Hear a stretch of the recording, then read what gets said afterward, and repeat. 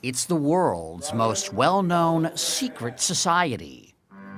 Rich with symbols and ritual, it's the source of legends, parodies. Who controls the British crown? Who keeps the metric system down? We do. We do. And conspiracy theories. Because so much organized crime uses the Masonic secret system and the good old boy network to be able to get away with murder. And I mean murder. Welcome to the world of Freemasonry. True or false, the Masons are a secret society? No, that's false. UCLA history professor Margaret Jacob is one of the world's leading experts on Freemasonry. True or false, Freemasonry is a religion? No, it's false. True or false, Masons were behind the American Revolution? False.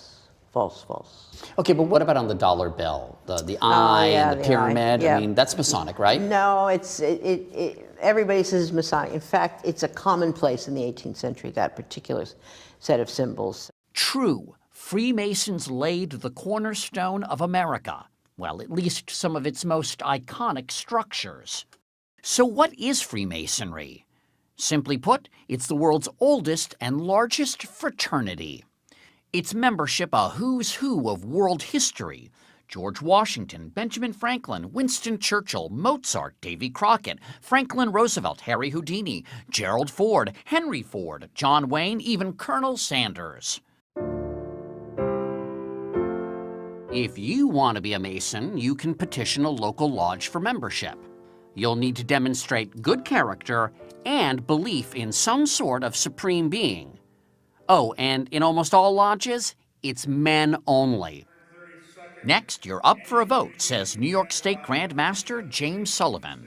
The lodge votes to accept you, and then you have the 3 degrees that you go through. Once you earn the 3rd degree, and yes, that's where the phrase comes from, you can join any number of Masonic offshoots.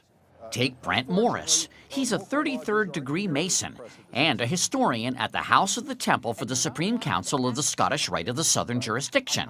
You know, it's that big building in Washington, D.C.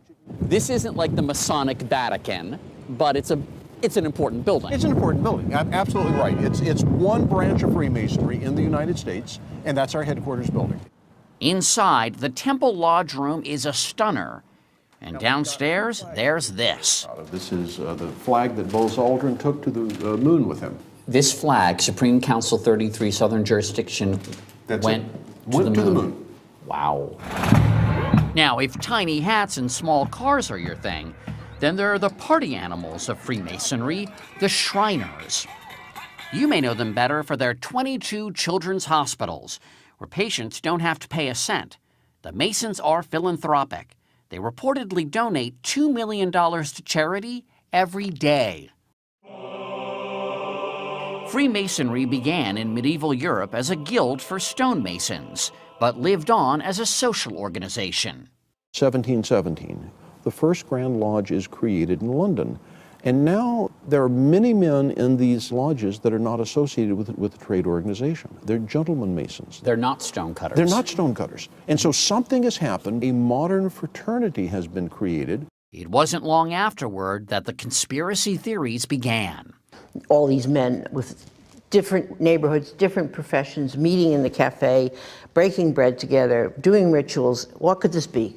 So the response on the part of the authorities was, oh my God, this is a conspiracy. And so in 1738, Pope Clement XII issued the Catholic Church's first decree against Freemasonry, and it still applies today.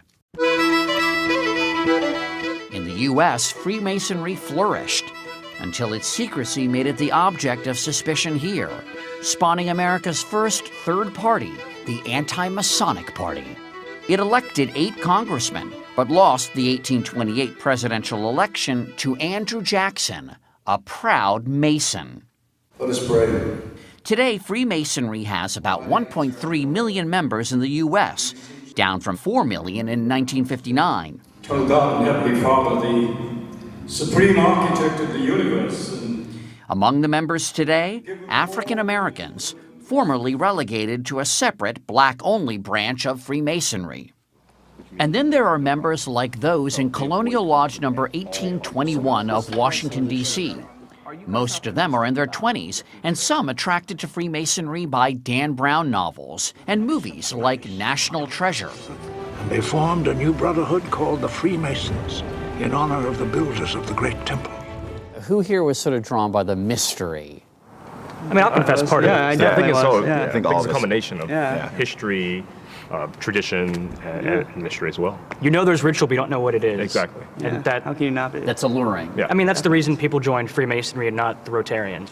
So what about those secrets? What would happen if I found out the secret handshake and I weren't a Mason? Nothing. You wouldn't have to kill me? We might take you out and buy you a beer. The secrets of a Mason represent my integrity as a man. I took a promise that I would not tell you what the secrets of a Mason are. I didn't take a promise that I would care if you know what they are. Also a big secret? The meetings. No non-Masons or cameras are allowed, but St. John's Lodge number 1 of New York City agreed to give us a glimpse of one. For meetings, Masons dress up in their Sunday best and, just like the original stonecutters, wear aprons. At the center of any lodge room is an altar. And all the activities of the lodge take place about the altar. Piers Vaughn is the lodge master. And would people talk about religion here in a meeting? Absolutely not. There are certain subjects which are prevented from discussing within the lodge, and religion is one, politics is another. Religion and politics. Someone said that Masons were raised right. Yes. And then there are the ceremonies. Each one teaches a moral lesson related to the legend of one Hiram Abiff, the architect of King Solomon's temple. They can be a little unusual, as pointed out in this recruitment video. Even while blindfolded, try to concentrate on what you are asked, what is said to you, and what is happening around you.